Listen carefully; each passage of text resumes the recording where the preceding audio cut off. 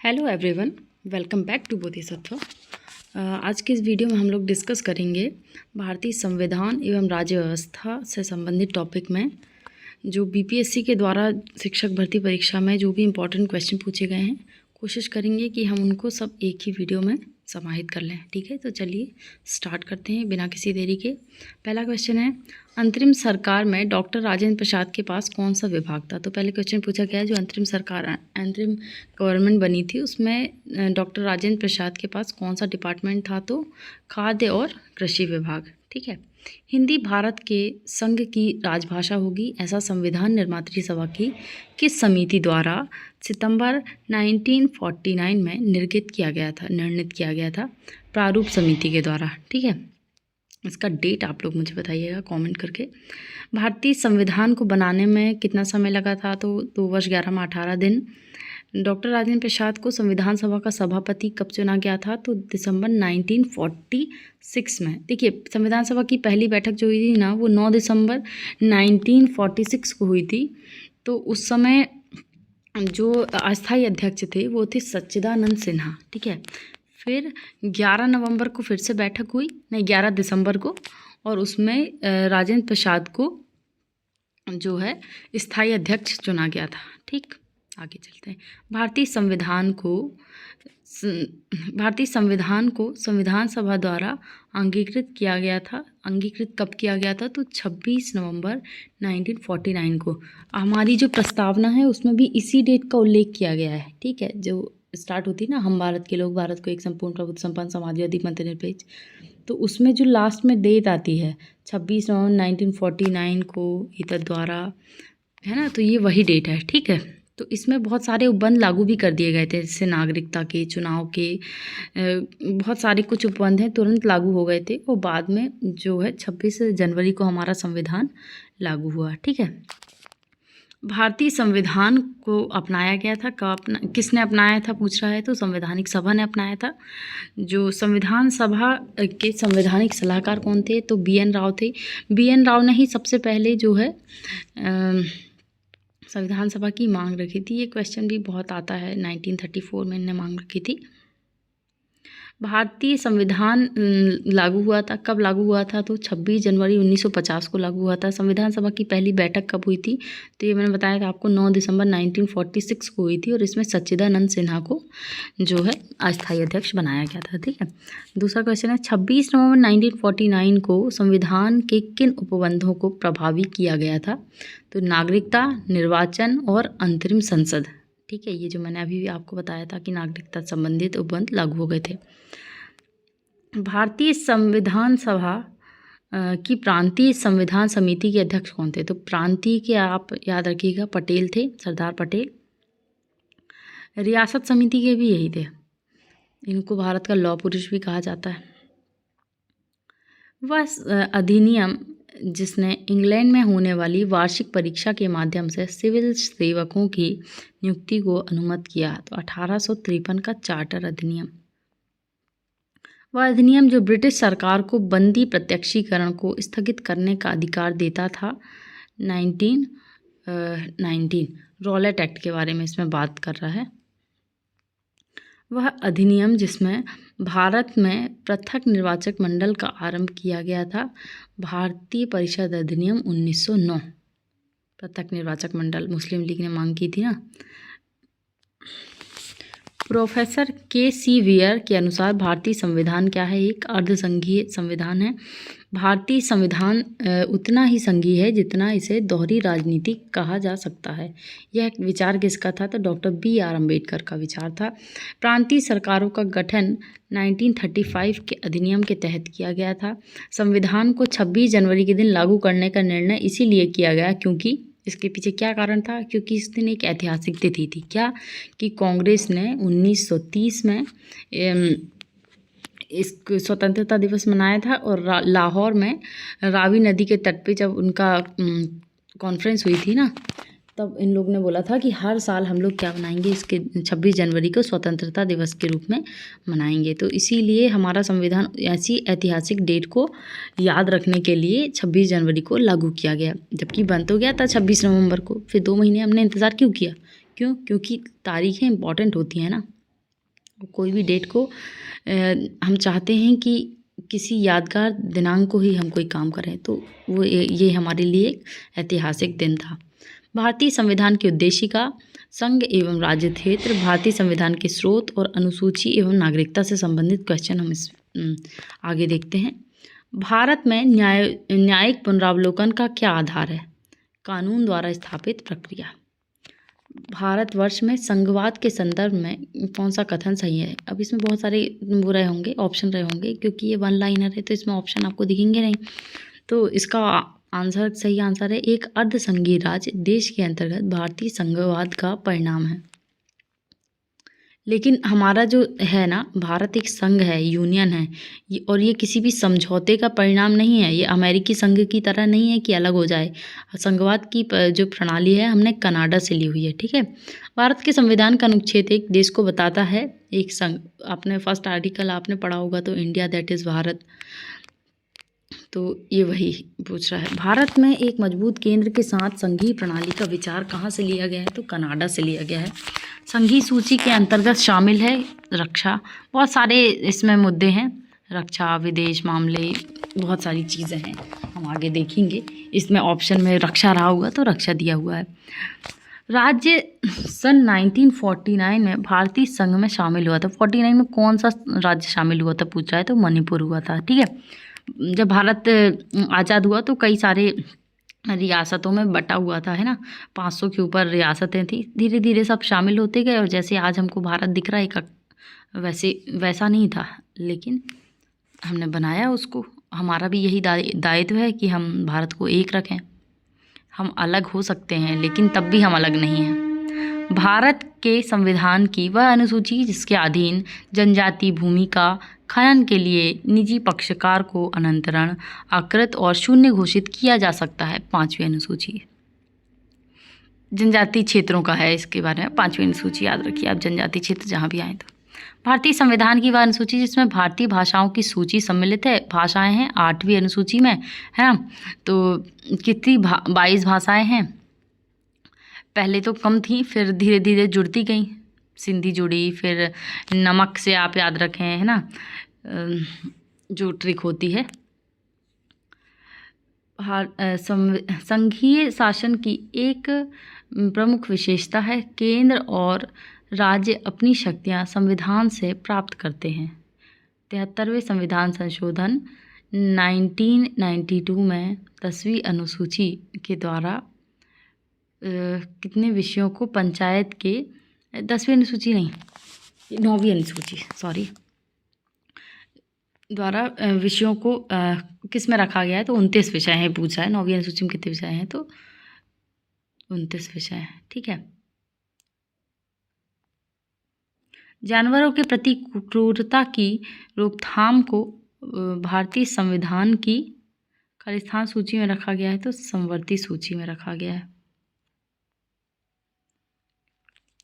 संविधान की प्रस्तावना को भारत की राजनीतिक कुंडली कहा जाता है, किसने कहा है, तो के.एम. मुंशी ने कहा है। ग्राम पंचायत का गठन, अनुच्छेद 40 ग्राम पंचायत का गठन, ये डीपीएसपी है, ठीक है। समान नागरिक संहिता 44 आर्टिकल 44, न्यायपालिका एवं कार्यपालिका का पृथक्करण, अनुच्छेद 50, और अंतर्राष्ट्रीय शांति का विकास, अनुच्छेद 51, कृषि एवं पशुपालन, आर्टिकल 48। आज़ादी के बाद भारत के आधार पर, भाषा के आधार पर भारत में कितने राज्यों का पुनर्गठन हुआ, तो ये हुआ था, मतलब कब हुआ पूछ रहा है, तो ये हुआ था 1956 में। कितने राज्य बने थे इसमें? 14 राज्य बने थे और 6 यूटी बने थे।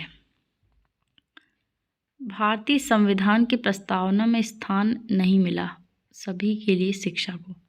भारतीय संविधान की प्रस्तावना में भारत को एक सार्वभौमिक समाजवादी धर्मनिरपेक्ष प्रजातांत्रिक गणतंत्र घोषित किया गया। ये प्रस्तावना यदि आपको याद हो तो ये आप लोगों को बहुत इजी हो जाएगा। जैसे हम भारत के लोग भारत को एक संपूर्ण प्रभुत्व संपन्न समाजवादी पंथ निरपेक्ष लोकतंत्रात्मक गणराज्य बनाने के लिए तथा उसके समस्त नागरिकों में, यदि आपको याद है तो फिर ये बहुत ईजी होगा। भारत में लौकिक सार्वभौमिकता है क्योंकि संविधान की प्रस्तावना आरंभ होती है, कहाँ से आरंभ होती है? हम भारत के लोग, we the people of India. ठीक है, भारतीय संविधान की प्रस्तावना में समाजवादी शब्द कौन सा संशोधन है पूछ रहा है, कब जोड़ा गया था? तो 42वां संविधान संशोधन, 3 शब्द जोड़े गए थे। देखिए क्या आप हम लोग भारतीय संविधान की प्रस्तावना प्रियम्बल में संशोधन द्वारा समाजवादी, धर्मनिरपेक्ष और अखंडता शब्द जोड़े गए थे। ठीक है, तो कौन सा संशोधन था ये? 42वां। भारत के संविधान की प्रस्तावना पहले मुख्य रूप से सम्मिलित नहीं किया गया था समाजवाद और धर्मनिरपेक्ष। वह संशोधन जिसमें समाजवाद, निरपेक्षता और राष्ट्रीय एकता एवं अखंडता शब्द जोड़े गए। तो 42वां संविधान संशोधन भारतवर्ष को एक धर्मनिरपेक्ष राष्ट्र के रूप में वर्णित करता है। तो कौन संविधान की प्रस्तावना? एक नया राज्य बनाने में संवैधानिक संशोधन के लिए बहुमत चाहिए। कैसा बहुमत? साधारण बहुमत से। नया राज्य कैसे बन सकता है? साधारण बहुमत से। भारत में एक नया राज्य बनाया जा सकता है संसद के साधारण बहुमत से। वह विषय जो संवर्ती सूची में है, शिक्षा, भूमि सुधार के विषयों के अंतर्गत है राज्य सूची। भारतीय नागरिकता नहीं प्राप्त की जा सकती, भारतीय बैंक में धन जमा करके नहीं प्राप्त की जा सकती। ठीक है, पंजीकरण से मिल सकती है नागरिकता, जन्म से मिल सकती है और वंशानुक्रम से मिल सकती है। भारतीय संविधान की 10वीं अनुसूची का संबंध है दल बदल विरोधी कानून से। 10वीं अनुसूची, 10वीं में क्या लिखा? दल मत बदल। ऐसे याद रखिए, दल मत बदल, दल नहीं बदलना है। दल यदि आप बदलेंगे तो आपकी जो यदि आप एमएलए हैं तो आपकी सीट चली जाएगी।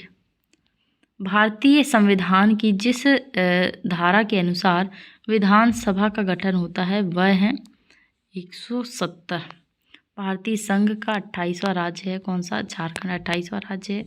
भारत ने सुदृढ़ केंद्र के साथ संघीय ढांचा का विचार लिया है। कहाँ से लिया है? कनाडा से लिया है। ठीक, अब अगला जो है टॉपिक, मूल अधिकार राज्य के नीति निर्देशक तत्व एवं मूल कर्तव्यों से संबंधित क्वेश्चन है।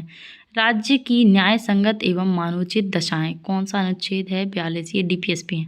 कर्मकारों की निर्वाह मजदूरी, आर्टिकल 43। समान सिविल संहिता, आर्टिकल 44। राष्ट्रीय महत्व के स्थान एवं वस्तुओं का संरक्षण, अनुच्छेद 49। भारतवर्ष में विधि की शून्यता का कौन सा पहलू पाया जाता है? न्यायपालिका विवादित कार्यपालिका आदेश या विधायी उपायों को पूर्णतः या उनके भाग को शून्य घोषित कर सकती है। एक संविधित पूर्णतः या आंशिक रूप से शून्य घोषित की जा सकती है। एक शून्य विधि को संवैधानिक संशोधन के माध्यम से राज्य द्वारा पुनर्जीवित किया जा सकता है। संविधान का कौन सा अनुच्छेद अस्पृश्यता का अंत है? 17 और उपाधि का अंत है 18। भारत के संविधान की प्रस्तावना न्याय की गारंटी देता है। इसका तात्पर्य है कि भारत अपने जनमानस को अनुमति देता है अपने प्रतिनिधियों के निर्वाचन की, कुछ मूल अधिकारी रखने की और निर्णय निर्माण में भागीदारी की। चुप रहने की स्वतंत्रता भारत में है, मूल अधिकार है। ठीक है, 21 में आते हैं ये सब। भारतीय मतलब चुप रहना मतलब कि हमको नहीं वो करना है, जवाब नहीं देना है, मौन का अधिकार। भारतीय संविधान का वह अनुच्छेद जो किसी भी व्यक्ति को कानून के समक्ष समानता और कानून के समक्ष सुरक्षा प्रदान करता है, तो अनुच्छेद 14। अच्छा, अपने मनपसंद व्यक्ति से विवाह करने का अधिकार भी आर्टिकल 21 में आएगा। ठीक है, प्राण और दैहिक स्वतंत्रता के अंतर उसका बहुत ज़्यादा विस्तार किया गया है। संवैधानिक उपचारों के अधिकार का उल्लेख है आर्टिकल 32 में। ये बहुत इंपॉर्टेंट आर्टिकल है। यदि आपके अधिकारों का हनन हो जाता है तो आप आर्टिकल 32 के तहत सीधे सुप्रीम कोर्ट का दरवाज़ा खटखटा सकते हैं। भारतीय नागरिकों के मौलिक अधिकार शामिल किए गए हैं संविधान के भाग 3 में। वह पहला भाग क्या कहता है? संघ और उसका राज्य क्षेत्र। दूसरे भाग में है नागरिकता। तीसरे में क्या दिया गया है? मौलिक अधिकार। ठीक है, वह संशोधन जिसके तहत मौलिक कर्तव्यों को संविधान में मौलिक कर्तव्य पूछ रहा है कब शामिल किया गया? तो 42nd जो कॉन्स्टिट्यूशन अमेंडमेंट था उसमें इसमें स्वर्ण सिंह समिति की सिफारिश पर ये शामिल किए गए थे मौलिक कर्तव्य। अनुच्छेद 48 कृषि और पशुपालन, 50 में न्यायपालिका और कार्यपालिका से पृथक्करण, 49 में राष्ट्रीय महत्व के स्मारकों, स्थानों और वस्तुओं का संरक्षण, आर्टिकल 40 में है ग्राम पंचायतों का गठन, 45 में है 6 वर्ष से कम आयु के बच्चों की शिक्षा और देखभाल। अगला है मूल अधिकारों के खालिस्तान संवर्ग में अस्पृश्यता के रूप में किए गए विभेदन के विरुद्ध संरक्षण समाविष्ट है। समानता का अधिकार, ये आर्टिकल ये पूछ रहा है बेसिकली कि इसको कौन से उसमें शामिल किया गया है अस्पृश्यता के अंत को, तो समानता के अधिकार में आर्टिकल 17 आता है, याद रखिएगा। वर्तमान समय में एक मौलिक अधिकार नहीं है, संपत्ति का अधिकार मौलिक अधिकार नहीं है, इसको हमने 31 में रखा था लेकिन फिर इसको हटा दिया गया। मौलिक अधिकारों में से संपत्ति के अधिकार को समाप्त कब कर दिया गया, तो 44वें संविधान संशोधन से इसको समाप्त कर दिया गया। इंदिरा साहनी बनाम भारत संघ मुकदमे में सर्वोच्च न्यायालय का निर्णय खालिस्तान विषय से संबंधित है, सरकारी नौकरियों में ओबीसी आरक्षण से संबंधित है इंदिरा साहनी केस, ठीक है। किसी कार्य को अविलंब कराने के लिए न्यायालय से परमादेश विशेष लेखों को जारी करने की याचना की जा सकती है। परमादेश का मतलब है हम आदेश देते हैं। संवैधानिक उपचारों में से पोस्टमार्टम भी कहा जाता है, उत्प्रेषण को पोस्टमार्टम कहते हैं। राज्य के नीति निर्देशक सिद्धांतों को भारत में सामाजिक एवं आर्थिक लोकतंत्र का घोषणा पत्र किसने कहा है, BR अम्बेडकर ने कहा है। संविधान की आत्मा किसको कहा जाता है, संविधान की प्रस्तावना को। प्रतिषेध रिट जारी नहीं हो सकता, कब नहीं हो सकता, कार्यकारी निकाय के विरुद्ध नहीं हो सकता, ठीक है। रिट ऑफ को वारंटो को दायर किया जा सकता है किसी भी निजी व्यक्ति द्वारा, चाहे पीड़ित हो या नहीं। को वारंटो मतलब किस अधिकार से पूछा है, अधिकार पक्षा बोलते हैं इसको, को वारंटो। AV डायसी के अनुसार भारत में विधि का शासन निहित है। भारत के संविधान का अनुच्छेद 14 में विधि का शासन और विधि की समान प्रक्रिया इस तरीके से है इसका उल्लेख। विधि का नियम या कानून का अधिराज्य का क्या मतलब है, सभी के लिए एक कानून और सभी के लिए एक न्यायतंत्र। विधि का शासन का क्या मतलब है, कानून की भावना की व्यापकता और मनमानीपन से बचना। परमादेश मैंडेमस की रिट नहीं हो सकती भारत के राष्ट्रपति के विरुद्ध, राष्ट्रपति राज्यपाल इन सबको थोड़ी छूट दी गई है। धर्म की स्वतंत्रता का अधिकार आधार पर प्रतिबंधित नहीं किया जा सकता, राज्य की सुरक्षा। धर्म की स्वतंत्रता का अधिकार राज्य की सुरक्षा के आधार पर प्रतिबंधित नहीं किया जा सकता। विधिक सूत्र संबंधित है दोहरा खतरा से। अनुच्छेद 51A का क्लॉज के जोड़ा गया था 86वां संविधान संशोधन 2002 के द्वारा। 51A का क्लॉज के पद बंदी प्रत्यक्षीकरण संबंधित है विधि व्यवस्था से। बंदी प्रत्यक्षीकरण हमें शरीर चाहिए, इसको ऐसे कहते हैं, उसमें पेपर में लिखा ऐसे आता है। किसी व्यक्ति की अवैध हिरासत के खिलाफ रिट जारी होता है तो बंदी प्रत्यक्षीकरण। नागरिक अधिकार कानून अधिकार लागू करने के लिए जाना होगा सर्वोच्च न्यायालय के पास। संविधान द्वारा मौलिक अधिकारों को लागू करने की शक्ति दी गई है सर्वोच्च न्यायालय एवं उच्च न्यायालय को। भारतीय संविधान के भाग 4 में दिए गए निर्देशित सिद्धांत में सूचीबद्ध है समान कार्य के लिए समान वेतन, समान नागरिक संहिता। वे मौलिक अधिकार जो भारतीय नागरिकों को प्राप्त हैं परंतु गैर नागरिकों को नहीं। भाषण एवं अभिव्यक्ति की स्वतंत्रता और अल्पसंख्यकों के अधिकार भारतीय नागरिकों को जो प्राप्त हैं 15, 16, 19, 29 और 30 आर्टिकल, ये याद रखिएगा आप। भारतीय संविधान द्वारा प्रदत्त संवैधानिक निराकरण का अधिकार गैर नागरिकों को भी उपलब्ध है। 15, 16, 19, 29, 30 है ना, और ये संवैधानिक उपचारों का अधिकार तो 32 है, तो सबको दिया गया। मतलब उच्चतम न्यायालय की व्यवस्था के अनुसार निजी भवनों के ऊपर राष्ट्रीय झंडे को फहराना संविधान का अनुच्छेद 19(1)(a) के तहत हर नागरिक का मौलिक अधिकार। ये विचार और अभिव्यक्ति की स्वतंत्रता इसमें आता है। एक मानव अधिकार जो भारतीय संविधान के अंतर्गत मौलिक अधिकार भी है, शिक्षा का अधिकार, ठीक है। ये ह्यूमन राइट भी है और मौलिक अधिकार भी है, फंडामेंटल राइट भी है, ठीक है। भारत के संविधान का वह अनुच्छेद जो प्रेस की स्वतंत्र, प्रेस अभिव्यक्ति में ही आ जाएगा ये 19 में, ठीक है। भारत में मौलिक कर्तव्य है। मौलिक कर्तव्य क्या है? हमारी मिलीजुली संस्कृति की समृद्ध विरासत को संरक्षित करना एवं महत्व प्रदान करना। मौलिक कर्तव्य ऐसे एकदम रटे हुए तो ना हो, लेकिन आपको बेसिक उसका जो मर्म है ना वो पता होना चाहिए। बुक्स में पीछे लिखा हुआ वो रहता है। हमारे यहाँ तो बच्चों को याद भी करवाया जाता है और प्रस्तावना भी प्रार्थना में बिहार में बोली जाती है पहले सुबह सुबह। छोटे छोटे बच्चों को तक पूरी प्रस्तावना याद रहती है।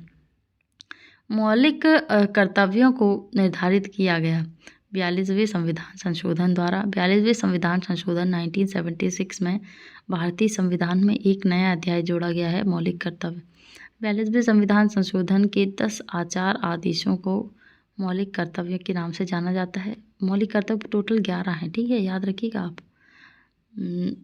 पंचायती राज व्यवस्था, राज प्रणाली की व्यवस्था की गई थी राज्य के नीति निर्देशक सिद्धांत के अंतर्गत। आर्टिकल 40 में आदेश दिया गया था ना पंचायतों का गठन, उसी के तहत की गई है, ठीक है। भारतीय संविधान में अनुच्छेद 12 से 35 नागरिकों के मौलिक अधिकार प्रदान किए गए हैं। मूलभूत अधिकार नहीं है, संपत्ति का अधिकार, ठीक है। 31 में था, अब हटा दिया है, 300A में है जहाँ तक। राज्य के नीति निर्देशक सिद्धांत क्या है? नैतिक निर्देश प्रवर्तनीय नहीं है, जबकि अधिकार प्रवर्तनीय है। प्रवर्तनीय का मतलब ये है कुल मिला के कि ये यदि इनको फुलफिल नहीं किया गया ना तो आप वहाँ नहीं, कोर्ट का दरवाज़ा नहीं खटखटा सकते DPSP के लिए। लेकिन यदि आपके कोई मौलिक अधिकार का हनन करता है तो फिर आप जा सकते हैं, मतलब उनको लागू करना ही पड़ेगा। एक कल्याणकारी राज्य के आदर्श वर्णित हैं। राज्य के नीति निर्देशक तत्व, मतलब ये नीतियों को निर्देशित करते हैं कि राज्य इस तरह से नीतियाँ बनाए कि एक कल्याणकारी राज्य की स्थापना हो सके, है ना। सरकार का यही तो उद्देश्य है। संवैधानिक उपचारों का अधिकार आता है मौलिक अधिकार के अंतर्गत आर्टिकल 32, है ना। BR अम्बेडकर द्वारा संविधान का हृदय या आत्मा किसको कहा गया है? 32 को, और प्रस्तावना को भी कहा गया है। तो ये भी याद रखिएगा, जिस हिसाब से आपका ऑप्शन दिया जाता है उस हिसाब से आप अपने कॉमन सेंस का यूज़ करें और आंसर दें। भारत के संविधान के अंतर्गत वह अनुच्छेद जो कारखानों में बच्चों के नियोजन पर प्रतिषेध करता है, 24, आर्टिकल 24। संपत्ति का अधिकार क्या है? किसके शासनकाल में निकाल दिया गया था? तो मोरारजी देसाई के सरकार ने निकाल दिया था। ये कहाँ था? 31 में था, तो अब इसको कहाँ कर दिया? 300A में कर दिया गया है। और 44वां संविधान संशोधन था, याद रखिएगा, बहुत इंपॉर्टेंट है। मौलिक अधिकारों की मूल सूची में जोड़ा गया है निःशुल्क एवं अनिवार्य प्राथमिक शिक्षा का अधिकार। राष्ट्रपति, उपराष्ट्रपति, मंत्रिपरिषद एवं महान्यायवादी संसद, राज्यसभा और लोकसभा, इन सब के बारे में से संबंधित क्वेश्चन देखेंगे हम लोग। भारत के प्रधानमंत्री थे जब 73वां एवं 74वां संविधान संशोधन अस्तित्व में आए, PV नरसिम्हा राव। राज्यसभा का सदस्य बनने के लिए आवश्यक न्यूनतम आयु कितनी है? तो 30 वर्ष। संसद का कार्य है विधि निर्माण, वित्तीय मामलों का नियंत्रण।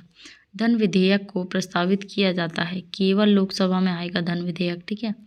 संसद की वह समिति जिसने अपने कार्यकाल के 100 वर्ष पूरे किए हैं, लोक सेवा समिति। प्रत्येक राज्य में लोकसभा की सीटों का निर्धारण परिसीमन आयोग द्वारा किया जाता है। इस परिसीमन को रोक दिया गया 2026 तक के लिए, ठीक है। भारत का राष्ट्रपति कितनी भी बार पुनः चुनाव के लिए पात्र होता है? लोकसभा में सामान्यतः 3 सत्र होते हैं, मॉनसून, बजट और शीतकालीन सत्र, ठीक है। लोकसभा में कम से कम कितने सत्र? साल में 2 तो बुलाना ही पड़ेगा। द्रौपदी मुर्मू कौन है? 15वीं राष्ट्रपति हैं। भारतीय संसदीय समूह की स्थापना की गई थी 1949 में की गई थी। वह अनुच्छेद जिसके अनुसार संसद की संयुक्त बैठक जॉइंट सिटिंग कहाँ होती है? 108 में होती है। संसद की सबसे बड़ी समिति प्राक्कलन समिति है। सामान्यतः सभी महत्वपूर्ण निर्णय कौन लेता है? मंत्रिमंडल लेता है। स्पीकर पदेन अध्यक्ष होते हैं कानून समिति के। उपराष्ट्रपति का सेवाकाल कितने साल? 5 साल। उपराष्ट्रपति को पदावधि पूर्ण होने से पूर्व अपने पद से हटाया जा सकता है राज्यसभा के सदस्यों के द्वारा। राज्यसभा का सदस्य चुने जाने के लिए किसी व्यक्ति को निर्धारित न्यूनतम आयु है कितनी? 30 वर्ष। राष्ट्रपति और मंत्रिमंडल के मध्य की प्रमुख कड़ी कौन है? प्रधानमंत्री है। संविधान के अनुच्छेद 113 के अनुसार वार्षिक बजट में अनुदान की मांग पेश की जाती है 109, अनुच्छेद 109 वार्षिक बजट में अनुदान की मांग है। वह संसदीय समिति जो कार्यपालिका को नियम विनिमय बनाने के लिए प्रत्यायोजित शक्ति से संबंधित है। अधीनस्थ विधान पर समिति राष्ट्रपति को उसके कार्यकाल की समाप्ति से पूर्व संसद के दोनों सदन के सुझाव पर हटाया जा सकता है। इसके लिए महाभियोग की प्रक्रिया लगती बहुत कठिन। भारत के राष्ट्रपति को उसके पद से हटाया जा सकता है संसद के द्वारा। राष्ट्रपति राज्यसभा के लिए मनोनीत किए जाते हैं, 12 सदस्य करते हैं ना। राज्यसभा में राज्यों की सीट का उचित अवरोही क्रम मतलब कहाँ पे? यूपी में सबसे ज़्यादा, फिर महाराष्ट्र, तमिलनाडु, फिर बिहार। राज्यसभा में होते हैं कितने सदस्य? 250 सदस्य होते हैं और 12 इसमें राष्ट्रपति मनोनीत करते हैं। ठीक, राज्यसभा में निर्वाचित सदस्य की अधिकतम संख्या 238 ये हो गए और 250 तो टोटल होते हैं, 12 उनको भी तो जोड़ना है। राज्यसभा 12 मनोनीत, 238 निर्वाचित। राज्यसभा की लोकसभा की समान क्षमता संविधान के संशोधन करने में राज्यसभा और लोकसभा बराबर हैं। ऐसी लोकसभा को थोड़ी ज़्यादा शक्तियाँ मिली हुई हैं। ठीक है, वह प्रधानमंत्री जिसके कार्यकाल के दौरान भारत के संविधान में 9वीं अनुसूची को पुनः स्थापित किया गया था। तो जवाहरलाल नेहरू के समय 9वीं अनुसूची जुड़ी थी। भारत का महान्यायवादी नियुक्त किया जाता है। कौन नियुक्त करता है? भाई साहब, इसको करते हैं राष्ट्रपति। राष्ट्रपति ही ज़्यादातर नियुक्तियाँ करते हैं, बड़ी बड़ी नियुक्तियाँ जो भी होती हैं। लोकसभा और विधानसभा के लिए एंग्लो इंडियन के नामांकन के प्रावधानों को समाप्त करने के लिए संविधान का 126 संविधान संशोधन विधेयक 2019 विधेयक की मांग की गई है। एंग्लो इंडियन के लिए भारत के राष्ट्रपति का संवैधानिक विशेषाधिकार नहीं है। क्या नहीं है? पुनर्विचार के लिए एक वित्तीय विधेयक की बात। वित्तीय विधेयक को जो है ना, वित्त विधेयक को राष्ट्रपति लौटा नहीं सकता है, पास करना ही पड़ेगा। लोकसभा सचिवालय लोकसभा अध्यक्ष के सीधे पर्यवेक्षण में आता है। भारत के उपराष्ट्रपति का चुनाव किया जाता है। संसद के दोनों सदनों के सभी सदस्य चाहे निर्वाचित हो या मनोनीत, उपराष्ट्रपति में दोनों शामिल होंगे, लेकिन राष्ट्रपति में कौन होंगे? सिर्फ निर्वाचित सदस्य होंगे। ठीक है, ये एक अर्धन्यायिक प्रक्रिया है। राष्ट्रपति को हटाना महाभियोग एक अर्धन्यायिक प्रक्रिया है, ये भी थोड़ा याद रखिएगा। वार्षिक वित्तीय विवरण एवं वित्तीय विधेयक को संसद में इनमें से क्रमशः 112 एवं 110 अनुच्छेदों के तहत पेश किया जाता है। इसमें बजट पूछ रहा है, बजट 112 में है, इतना याद रखना। भारत की संचित निधि से भुगतान भारतीय संसद को